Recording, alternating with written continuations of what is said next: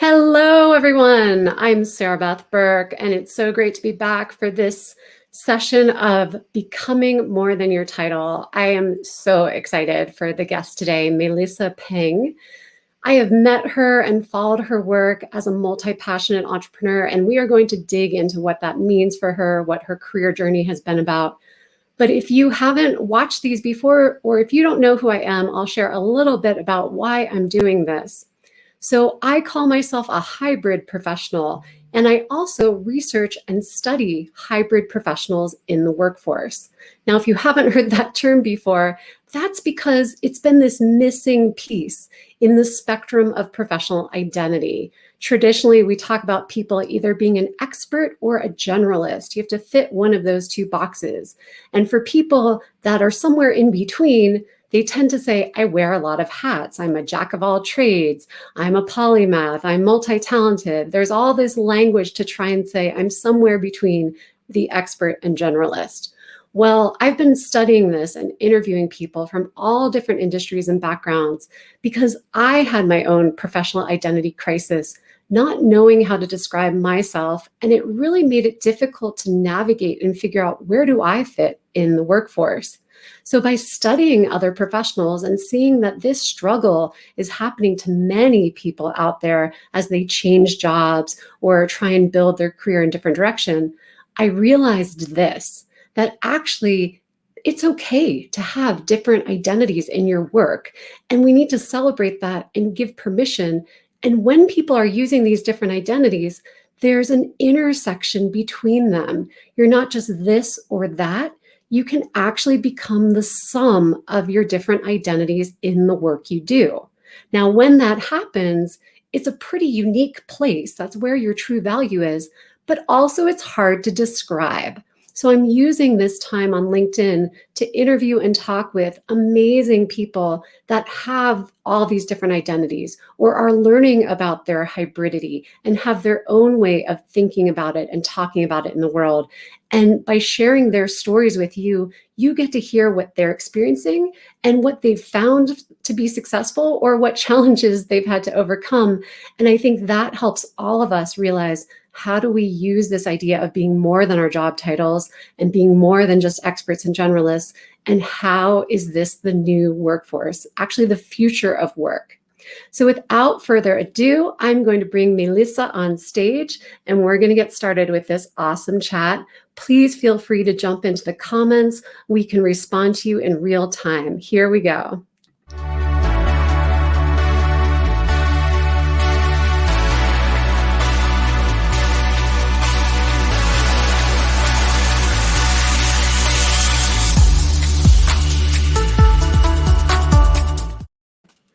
Hello, Mélissa. Hi, how are you? I'm great. Thanks for joining today. Tell us where you are. I am here in Austin, Texas, technically Round Rock, Texas. So about 25 minutes north of Austin. And we are in the flower studio today. I love it. And I see the flower in your hair. Yes. Well, I know you and I have chatted a little bit, but I really haven't heard your whole backstory. And the way I like to start these conversations is with this question: what do you do? Because we all use that in social circles, and some people find it easy to answer, and others are like, oh, I hate this question. So to kick it off today, Mélissa, tell us, what do you do? So when someone asks me what I do, I typically say that I am a multi-passionate entrepreneur with businesses in fitness, fashion, and business coaching. So that's my short answer of what do you do. What I really do is I try to inspire people to live their lives in full flow. So what that means for me is be all the parts of yourself in whatever way that feels comfortable and right to you. So that is what I really do. But yeah, that's the short version. If someone were to come up to me and ask me, what do I do? No, that was really well said. You've definitely got that nailed. And my follow-up question was going to be, what do you really do? And so I love how you're inspiring people to be in that full flow. And I want to get there, but tell us a little bit more about how you arrived into this curly executive I don't know if it's a persona or if that's just your business. Like, how did this Curly Executive come to be? Because your journey has also been windy and nonlinear. Yeah. My journey is definitely curly. How did I get here is a really interesting question, because it's funny you said backstory and you're like, tell me all your backstory. And in my bio, I like to start with when I was 8, because I was going door to door with my mom, and she was an entrepreneur. She did first like Avon, Mary Kay, and then a series of network marketing, multi-level marketing type businesses. She still does that today. And so I did many of them with her. But for me, my journey started by trying to fundraise funds to travel. So that was the deal. We didn't have the money to travel. She wanted me to travel. And so anytime I needed or wanted to go somewhere, we would come up with an idea. And like, so when I was 8, we said we were going to sell flowers, or I said, I want to sell flowers. And she bought like literally like what felt like, it probably wasn't, but at the time it felt like 1,000 flowers. She said she bought 1,000 flowers, but we literally sold them in the street. So that is how I got started. Eventually went to Wellesley College, majored in French and poli-sci, did not want to go on and do a PhD, which my mom wanted so dearly. And so I applied to an MBA.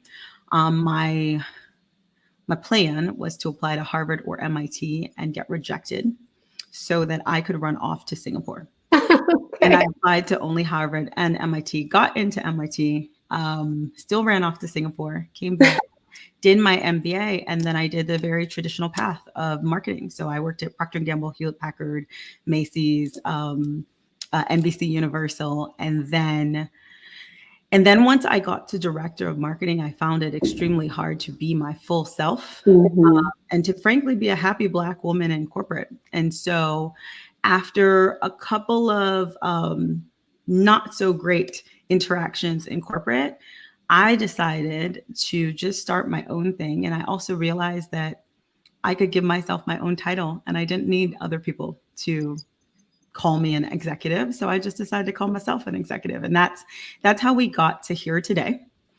After a few years of working in entrepreneurship, I realized like the real transition, if you want to know, is that I started making these hair flowers. And I started at first because I felt that I was being too pigeonholed in my corporate role.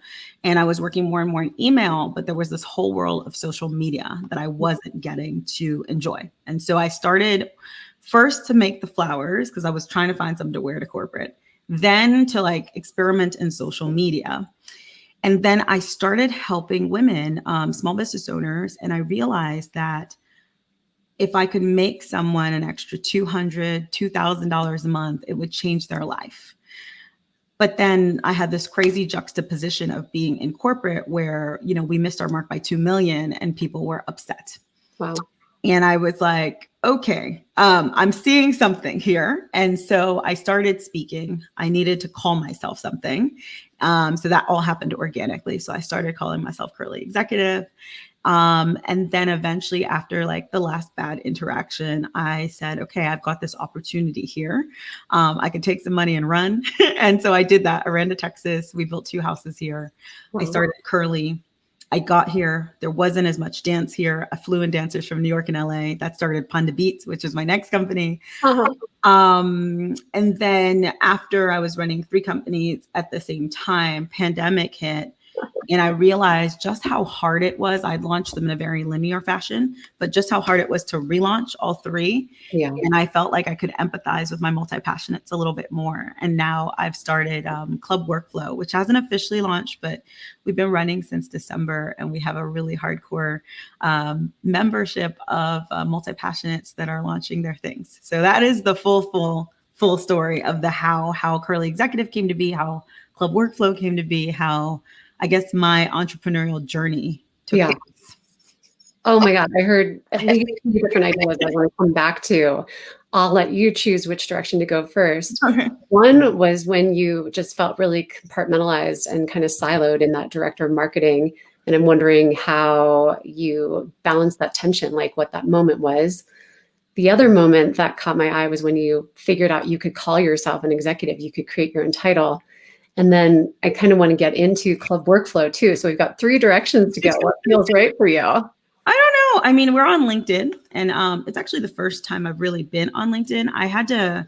I took myself off LinkedIn to protect my what I call my creative process. I always tell my people that you've got to be in spaces that are conducive to what you are doing and in places where people do embrace like your journey. And Yeah. LinkedIn wasn't that place for me. So it's actually a pretty big deal. Curly wasn't, even though I was running it, it wasn't on my LinkedIn until maybe a month and a half ago. Really? My workflow is not there. Yep. Because I felt that my corporate friends, frankly, didn't support my journey into entrepreneurship the way I was doing it, and didn't see, like, I got a lot of questions like, well, why are you doing this? This can't scale. This is not how you should use your degree from MIT, things like that. And so I needed to, so it's actually a pretty big deal that we're on here. We can talk about the corporate journey a little bit. I just want to clarify something. I was really effective at not getting so pigeonholed in my role. So when I was at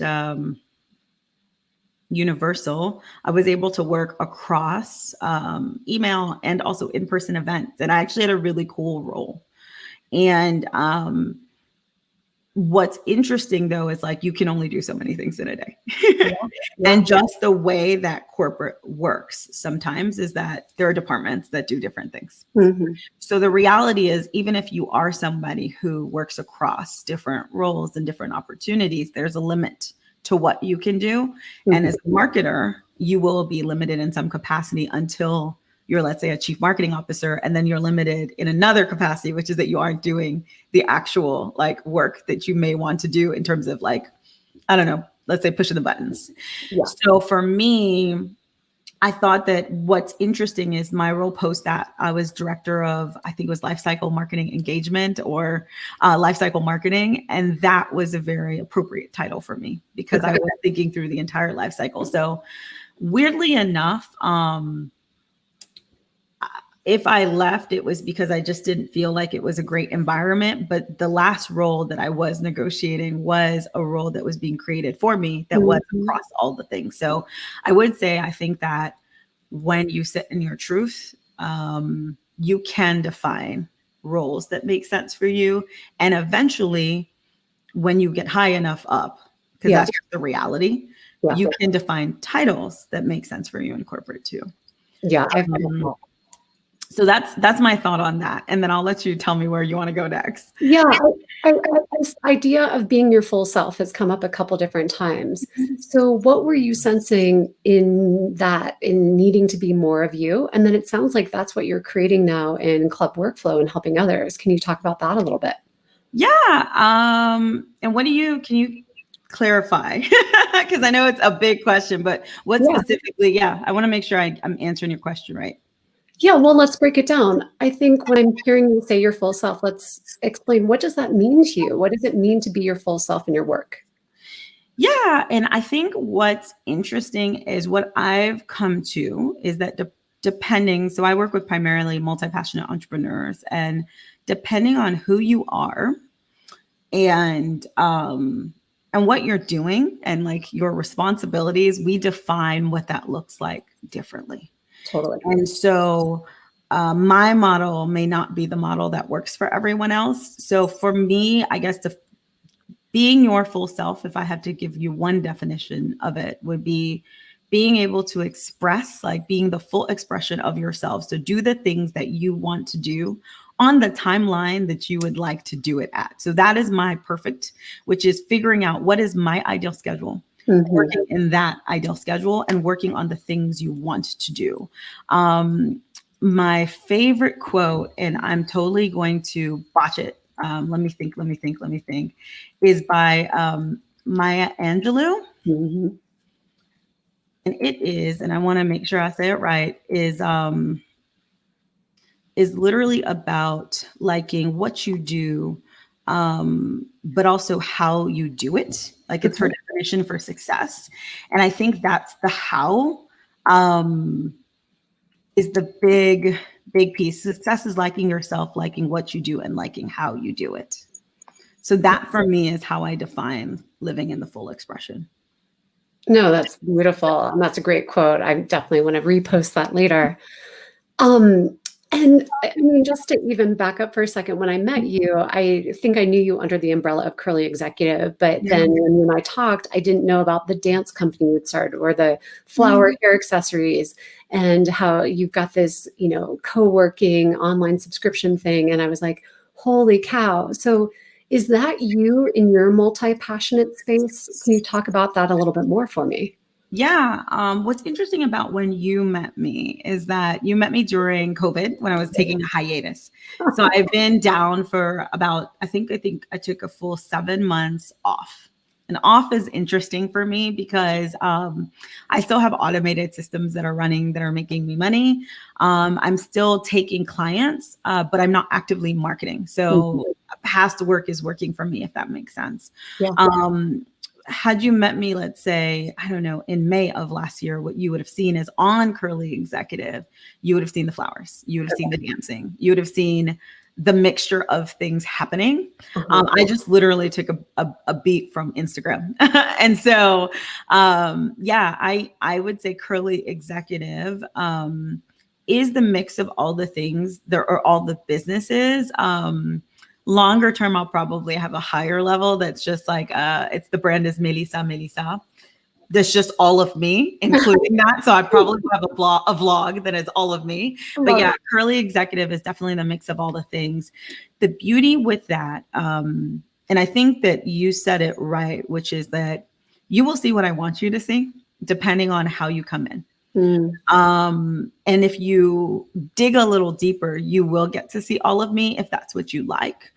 And so my flower people, like they go to Camellias and Curls and they see all flowers and all beauty and just flowers. But if they go to the about page, they will learn about Curly Executive, who's the founder, and they can choose to come through. I do email blasts sometimes that combine all the brands and different things, which the beautiful thing for me is I have many customers who actually actively shop across all businesses. Interesting. So I have a lot of people who come in through marketing, but when it's time for a flower, they buy a flower. Like when Mother's Days pop up, Jonathan, I'll use Jonathan as an example. He bought a worksheet. He saw me speak somewhere one day. Mother's Day popped up. He bought a flower for his wife and his daughter. I had a dance class. He sent his wife to the class. So sometimes it's not even for themselves, but I think it works for me both in life and in business because then I get to show up as myself everywhere. Yeah. But I also get to make more money doing it too. This is so fascinating and curious to me because I think you are similar to other people that have multiple ventures and different streams going on, but you are intentional about, which audiences for which thing, even though there's crossover. So that's sort of the external landscape of what I'm hearing. But tell me how it feels inside of yourself. Are you noticing how you're being inspired for maybe the dance and that influences what you do over here in Club Workflow, or how the flowers kind of this? Like, what is the internal landscape of having these multiple passions and moving between them for you? So I think about it differently because I don't think about them as multiple deferring things. And I don't necessarily, it's just one thing. And so that's what's interesting. Like I always like, you're just one person. Yeah. And so I think and maybe this is the freedom of not being in corporate anymore, where you are forced in some ways to define yourself because people need to put you in boxes. Right. I don't have any internal struggle. No, I don't have that. I do have time blocks though. I really do have time blocks on my calendar. And I know when I'm working and I will put different things in there. So there are definitely moments where I feel out of balance. Like recently I was like, I'm not doing enough flowers. And so inside it feels really good because it feels like, okay, like, you know what? I've been killing myself with my marketing stuff. today I want to make flowers. Let's do that. I have built my whole life around it though. So it's a lot easier. So this is my flower studio. And if I picked up the camera and turned it around, you would see that there are literally like stacks of crafting things here and crafting things there. Yeah. Upstairs, I built a dance studio. Oh, I love it. So I've shaped my life such that for some people, I think to go from one thing to the next thing, it's like literally like a physical change, a move, a whole. I've literally crafted my life around my passions. Yeah. Which makes it a lot easier because then I can just be like, all right, time to go dance. Let's go upstairs. If that makes sense. Oh, it does. I know. In my own language, I know I get a little academic sometimes, but to me, you are the icon of integration. Like there hybridity there is no separation. It's all interconnected, intertwined. And that's why it's a little hard for people to like talk about, but you're communicating your own way of living it and how it's embedded in all the rooms of your house and your different workstations, and you just change as needed and it's effortless and you're like, it's just happening, right? And that's so great. I think that's why I'm so interested in this research on people that have learned how to shape their lives this way, because it's a gift. Like when you figure it out, it feels so good. I think the reality is, and this is what I tell my club workflow people, is like, because I would say about 85% of my folks are still in corporate. And I loved what I did in corporate. I just didn't love how I did it. Yeah. Right. And yeah, that was the thing. And I probably would have frankly stayed if it wasn't for a bad experience. And I'm so happy I didn't, because I would have missed out on this whole other side, a whole other world of me. Yeah. But I have many of my people, so over 80% of my people still have a corporate role. And one of the things I have to remind them all the time is you do have choices. I think that sometimes we forget, literally, when we're working a certain thing that has been designed by somebody else, we forget we have choices. We have freedom. We can actually design the life we want to. And I think that works whether you're in corporate or not in corporate. And people lose that even in entrepreneurship all the time. Like they think that when we get to a certain thing or a certain place, or we're making a certain amount of income, we have to function in certain ways, but that's not true. And so I just try to remind everybody to remember that they are free. Remember that they have choices. They remember that every single day they are actively making a choice, whether they realize it or not. And it sounds very basic, but it's true. Like you can literally one day write on a piece of paper, I don't want this, I do want this, and then just follow that rule.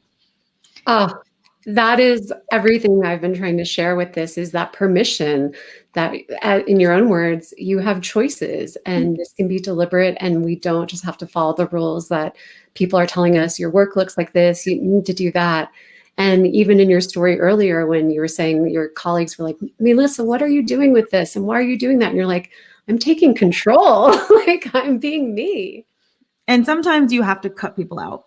Because the reality is, like, sometimes, like, I can say I'm kind of a nice person and I just want to like talk to people and explain. And it was just too much work. And it's so funny because people have different metrics of success. And the unfortunate thing is, for many people, it's money. For me, it's not money, but for many people, it's money, and that's fine. I just think that that's limited, right? And something that can be taken away at any time, and also can be made and generated at any time. And so for me, all the conversations became about money. And I get it. Like, we've invested so much time in our educations. We've frankly invested dollars in our education, right? And we're like, but I've got to get this payoff. And so I think when I dropped that, I created this. And by not worrying about money, I ended up building something that can make me way more money, way faster. And so what's interesting is, now that the money is flowing in the way that people wanted it to when they were first talking to me, or they said that it couldn't, now they want to talk about it. And now they want to be like, wait, I want to understand how you created this thing. And so it's interesting, because I think that the way we value and the way we value, put things in boxes, and even measure success in many of our professional careers is just all wacky and all wrong, because the measure should be your own measure. And it should be your own system. When we think about business opportunities within my community, we have a system. So it's called Swift, and we literally have 5 different metrics that we rate against, right? So we rate against how quickly something can scale. Do you want to do it? How will it impact people? The F is for freedom, like how free will you get to be, and then targeted. So like, does somebody need this? But that is a framework that's given, and then each person gets to individually scale against that framework and then make decisions for themselves based on what's important to them at the time. And I think it's that the true reality is that right now success and the way we define success is often defined by someone who's not you. Definitely. And for me, I was like, frankly, defined by a white male who was not born in this century. And so it just didn't quite work for me. And so I think that just, again, realizing that every single day you're making a choice, whether you realize it or not. That was the big shift and the big change. And it allowed me to define myself the way I want to define myself. And yeah. That's powerful. Can you share a couple of your metrics of success? What are you looking for in your life? So, my big thing is like, am I doing what I want to do every single day?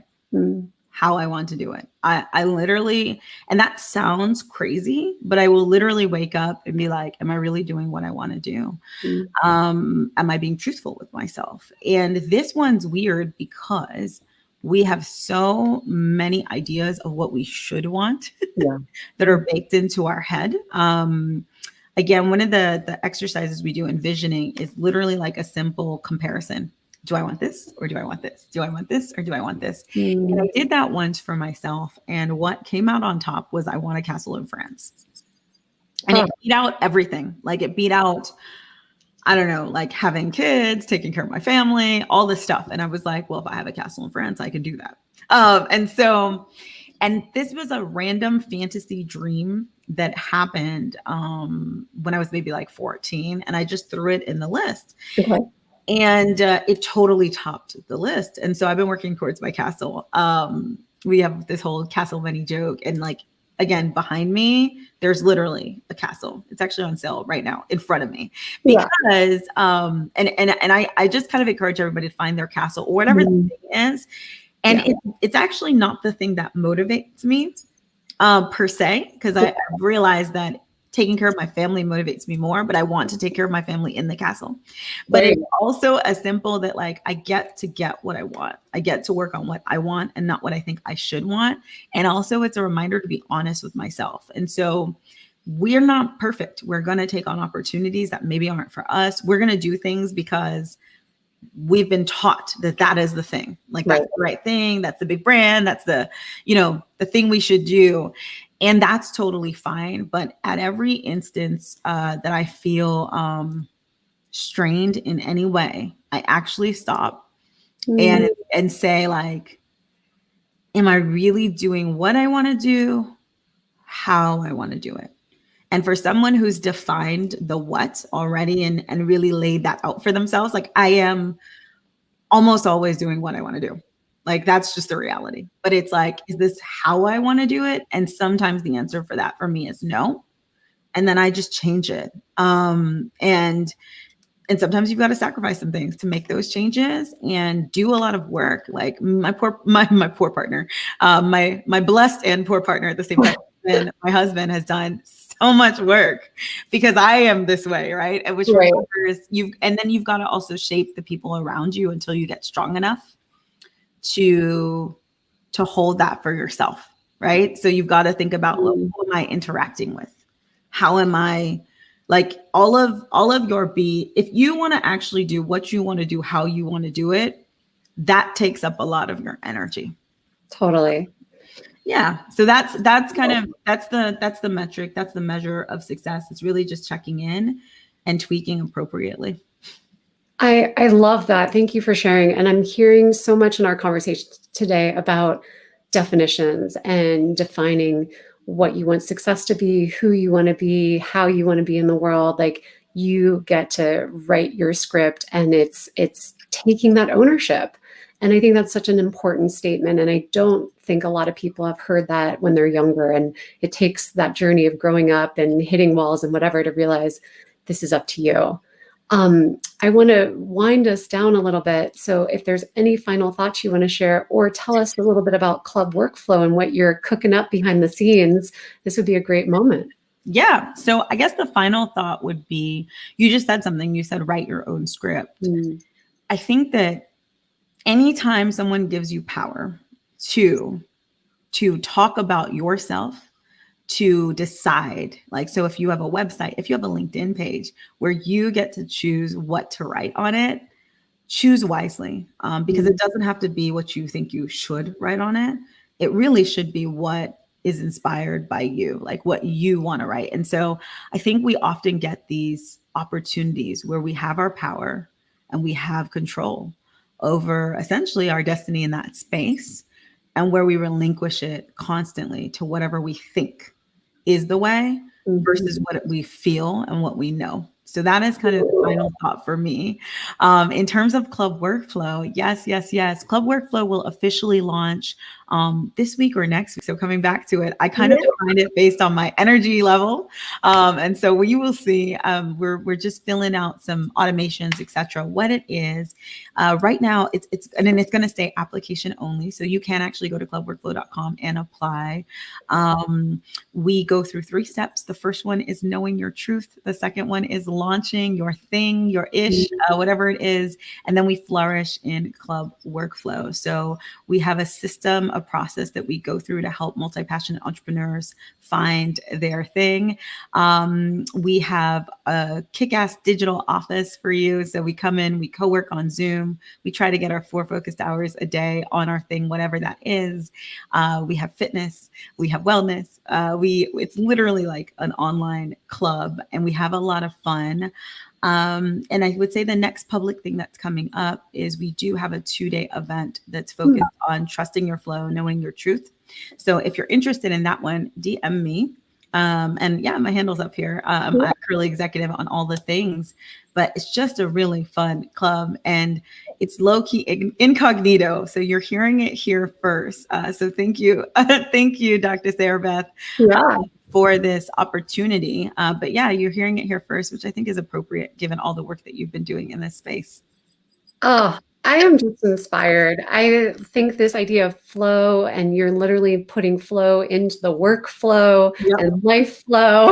It's flow everywhere. And it's such a positive way. And I've got chills just listening to how you're empowering people and what you've got to bring to them. And it's really awesome. I thank you. I'm enjoying so much of how you're helping me reshift my own mindset.